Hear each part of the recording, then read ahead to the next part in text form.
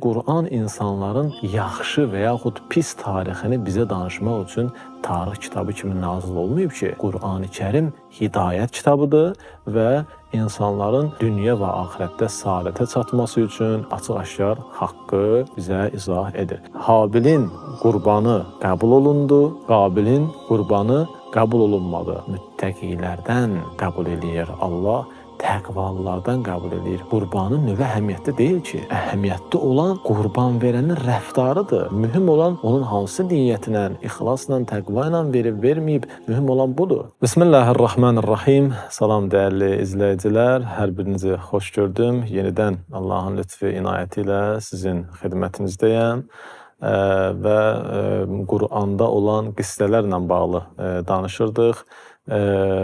Bugün Allah izin versə, başlayacaq Quran qissələrinin xüsusiyyətləri haqqında danışmağa və təbii ki, Qurandan müəyyən qədər bəzi ayələr vasitəsilə qissələrə də toxunmağa çalışacağam.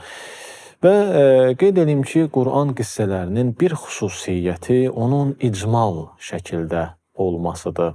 Yəni, tam belə deyək də təfsilatı ilə yox. Quranda ümumiyyətlə bir şəxsin və yaxud da ki, bir qövmün başından keçənlərin ətraflı və tam şəkildə qeyd olunduğu azsaylı hallar istisna olmaqla, digər hallarda Quran qissələri bir hadisənin, belə deyək də, yalnız bir və ya bir neçə tərəfini işıqlandırır. Bu barədə də alimlərin, belə deyək, sözləri var, bu məsələyə yanaşmaları var ki, buyururlar, Quranın keçmiş hadisələr və zamanlarla davranışı selektiv yanaşmadır. Yəni, hər şey deyil, yalnız bəzi variantları seçib deməkdə, belə deyək.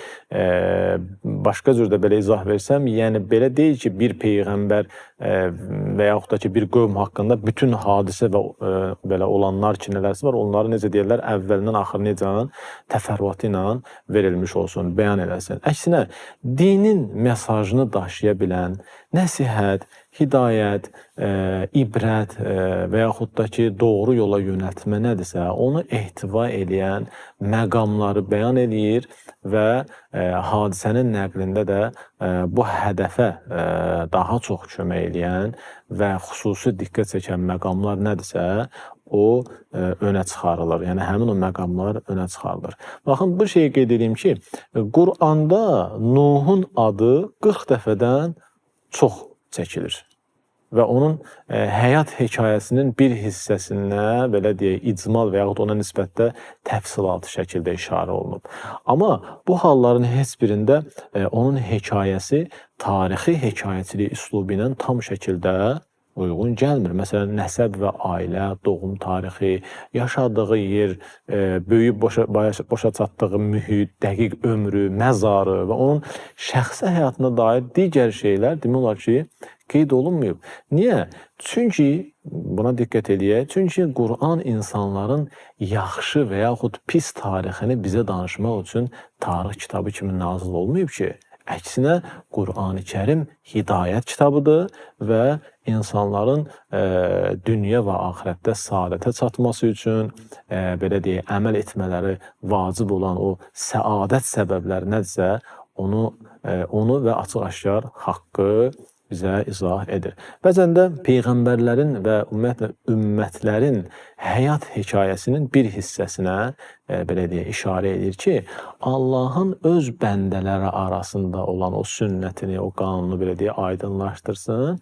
İlahi inayətə şamil olanlar, onun, belə deyək, kəramətinə nail olanlar ondan nəsihət götürsünlər və başqaları üçün də bir növ höccət tamamlanmış olsun. Baxın, mən Maidə surəsində Habillə Qabilin hekayəsinə işarə olunan bir ayəni qeyd eləmək istəyirəm və burada Habillə Qabilin qısa hekayəsini inşallah sizin nəzərinizə çatdıracağım.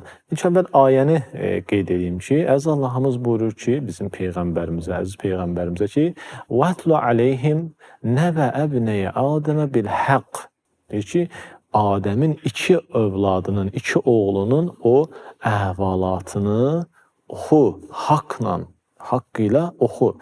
Buyurur ki, ardıca İd qarrəbənə qurbanən fətuqubbilə min əhədihima ki, o zaman ki onlardan onlar qurban təqdim elədilər, qurban gətirdilər. Görürsünüz, burada hələ ad çəkilməyib. Fətuqubbilə min əhədihima. Onlardan birindən qəbul olundu. Və ləm yutəqabbəl minəl əxar. Amma digərindən qəbul olunmadı. O biri qardaş, qəbul olunmayan qardaş, qalə, dedi, nə dedi? Lə əqtulənnəkə. Səni mən öldürəcəyəm. Səni öldürəcəyəm.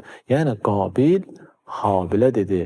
Qısası, Habilin qurbanı qəbul olundu, Qabilin qurbanı qəbul olunmadı. Qabil Habil üçün deyir, lə əqtulənnəkə, səni öldürəcəyəm. Amma Habilin cavabı bu olur ki, ennəmə yetəqabbəlullahu minəl muttəqin. Allah müttəqilərdən qəbul edir. Allah təqvalılardan qəbul edir. Bu məsələ də çox mühüm məsələdir. Bu, görürsünüz, bu Maidə surəsinin ayəsidir və bu ayənin davamında qeyd olunur ki, həsəd eləyən qardaş kimdən söhbət gedir? Həzrəti Adəmin 2 oğlundan biri olan Qabildən həsəd eləyən qardaş öz qardaşını öldürdü. Yəni, Habili öldürdü. Və Habili öldürəndən sonra onu bastırmaqda aciz qalır. Bilmir neynəsin. Bu işi hardan öyrənir? Bu işi başqa bir qarğanı bastıran, dəfn eləyən qarğadan öyrəndi. Qarğadan öyrəndi və Habili dəfn elədi. Baxın, əhvalatdan sonraki digər ayədə ki, hekayənin ümumi mesajı belədir ki, mən məzmununu qeyd edeyim ki, hər kəs bir nəfəri yer üzündə əgər fitnə fəsad törətmədiyi halda öldürərsə, sanki bütün insanları öldürüb. Və hər kəs də bir nəfərə həyat bəxş edərsə, yəni ölümdən xilas edərsə, belə deyək, sanki bütün insanlara həyat bəxş edib. Bu da Maidə surəsinin ayəsidir. Bu mesaj əbədi bir mesajdır. Bu gün də ibrətamizdir. Amma məhz bu hekayədə oxucudan gizli qalan onlarla kiçik mətləb var. Diqqət elədirsə əgər. Məsələn, qurban kəsməyin səbəbi qeyd olunmuyub, fikir verirsiniz. Qurbanın qəbul edilməməsinin də səbəbi qeyd olunmuyub. Qurbanın növü nə idi, o qeyd olunmuyub. Qətlin vaxtı, məkanı, bunlar yoxdur. Yaxud o qətli törədənin tövbə edib eləməməsi, məsələn, Qabilin ata-anasının Həzrəti Adəmlə xanım Həvvanın bu məsələ reaksiyası nə olub? Bunların heç birisi bu ayədə, bu hekayədə qeyd olunmuyub. Amma baxın, bu məlumatların qeyd olunmaması, yəni onların çatışmazlığı hekayənin, yəni o qissənin cəlb ediciliyinə və mesajına xələl gətirmir. Və Qur'an üçündə heç bir nöqsan sayılmır.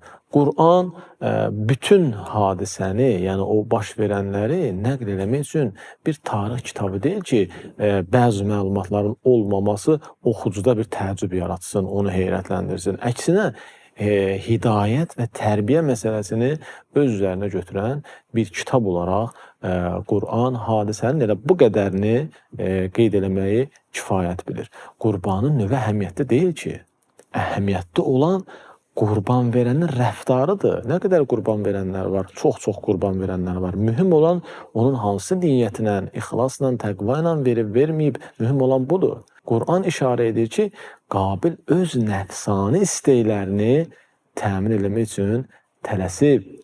Əziz Allahımız Həcc surəsində buyurur ki, lən yenələlləhə luhumuha və lə dimauha və ləkin yenələhu təqvə minkum. Yəni, onların deyir ki, əti, qanı Allaha çatmır onsuz da. Yəni, sizdən ona çatan yalnız nədir? Təqvadır. Təqva. Yəni, sizin o işinizi görməyiniz mühümdür. Bu ayənin bizə buyurduğu mühüm nöqtəsi budur ki, qurbanın zahiri tərəfi, yəni onun əti, qanı mühüm deyil. Mühüm olan burada niyyətdir, ixlasdır, təqvadır. Bunlardır ki, Allah dərgahında dəyər daşıyır. Bəzi təfərrüatların silinməsi hekayədə oxucu və yaxud dinləyiciyə bu hadisənin, belə deyək də, o pərdə arxasında gizlənən mənanı, o anlayışı kəşf eləmək üçün bir növ imkan yaradır. Məsələn, Habillə Qabilin hekayəsində həsəd Qabilin və yaxud Habilin dilindən deyilmədi ki, Əksinə, oxucunun öz ixtiyarına buraxıldı ki, bu anlayışı özü dərk eləsin və anlasın ki, həsəd insanı ən cinayətkarcasına rəftara, yəni insanın öz qardaşını belə qətlə yetirməyə aparıb çıxara bilər. Baxın, həsəd balaca xəstəlik deyil. Bəzən bir insanla danışanda özünün belə deyək də xəstəliyindən danışır, narahatçılığından danışır, müalicəsini öyrənmək üçün məsələn deyir ki, çox böyük bir problemim yoxdur, müəyyən qədər həsədim var. Yəni elə yanaşır ki, sanki həsəd böyük bir xəstəlik deyil. Halbuki bu Quran ayəsindən də ortaya çıxan məsələ budur ki, həsəd əgər vaxtında tapıb müalicə olunmasa, aşkarlanıb müalicə olunmasa, o qədər alovlanar ki, hətta qardaşı belə qətlə yetirməyə qədər aparıb çıxara bilir. Necə ki, Qabil Habili həsədə görə qətlə yetirdi. Balaca xəstəlik deyil. Quran bu məsələyə diqqət yetirir. Təbii ki, qeyd elədiyim kimi, burada orada qeyd olunmur, amma oxucu oradan aldığı nəticə budur. Sonra təqva amili aşkar edilir ki, göstərilsin ki, insanın təqvalı olması və öz varlığının dərinliklərini belə deyək, hər cür o çirkinlikdən təmizləməsi zəruridir. Həsəddir, bu kimi məsələlərə insan gərək diqqət eləsin. Bəzən bir yaxşı əməlin özündə belə insan həsəd eləyə bilir. Baxın, məsələn, bir yaxşı əməl ki var, o yaxşı əməlin dostu eləyir o yaxşı əməli, bu narahat olur. Niyə narahat olur? Bəzən yaxşı əməli, belə deyək də, əməl ki edir ya, biz sevinirik. Görürsən, bu sevinç o yaxşı əməlin icra olunmasına görədir, yoxsa xüsusi olaraq məndən olduğuna görədir. Hansıdır? Yəni, o yaxşı əməli başqası eləsəydi, elə sevinərdim. Sən yaxşı bir iş görürsən, hamı deyir, əla, əhsən, səni tərifləyir və sevinirsən. İndi, həmin o yaxşı işi başqası eləsə, sən yox, dostun eləsə, hamı onu alqışlasa, hamı onu tərifləsə, yenə elə sevinərsənmi?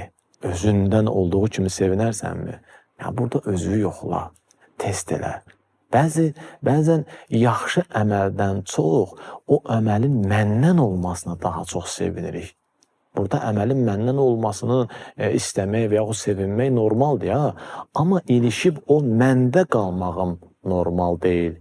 Yəni, başqası o yaxşı əməl eləyəndə sevinə bilmirəmsə, deməli mənim müşkülüm var. Məndə müşkül var. Nə qədər ki, bu ruhiyyə məndədir, hələ mənim narahatçılığım var. Təbii ki, biz istəyirik, qeyd edədiyim kimi, yaxşı əməl bizdən sadir olsun, biz eləyək və yaxşı əmələ də insanın özünün sevinməsi normaldır. Amma mən sevinim ki, o yaxşı əməlin özü baş verdi, dostumdan da olsa, yaxşı əməl icra olundu ki, bunun özündə də insan gərək özünü təhlil eləyə, baxa ki, bu nöqsanlarını ortadan qaldırsın. Hər halda bu verilişdə toxunmaq istədiyim bir xüsusiyyət, belə deyək, Quran qissələrinin bir xüsusiyyəti dediyim kimi icmal şəkildə olmasıdır. Tam təfərrüatı ilə, detalla olmamasıdır ki, və bunun olmaması da heç bir nöqsan Qurana, heç bir irad gətirmir ki, izahını da verdim. Çünki dediyim kimi, heç bir tarix, bizim üçün nazil olan tarix kitabı deyil ki, hər bir şeyi detalla bizlərə çatdırmış olsun və hekayə hansı ki, Qabillə və Habilin hekayəsini qeyd elədim və Qabilin qardaşına olan o həsədini ki, qeyd elədim və həsəd xəstəliyi dediyim kimi, hətta əgər müalicə olunmasa, insanın qardaşını belə qətlə yetirməyə qədər apara bilən xəstəlikdir. Allah bu kimi bu xüsusiyyətlərdən, bu rəzil xüsusiyyətlərdən bizləri qorusun, amanda saxlasın və o gözəl xüsusiyyətləri də özümüzdə formalaşdırmağa bizlərə inşallah kömək olsun və bu günlük də bu verilişdə yekunlaşırıq bununla. Allah izin versə, növbəti verilişdə başqa xüsusiyyətlərə də toxunaram. Növbəti verilişdə görüşmək ümidi ilə Allah'a emanet.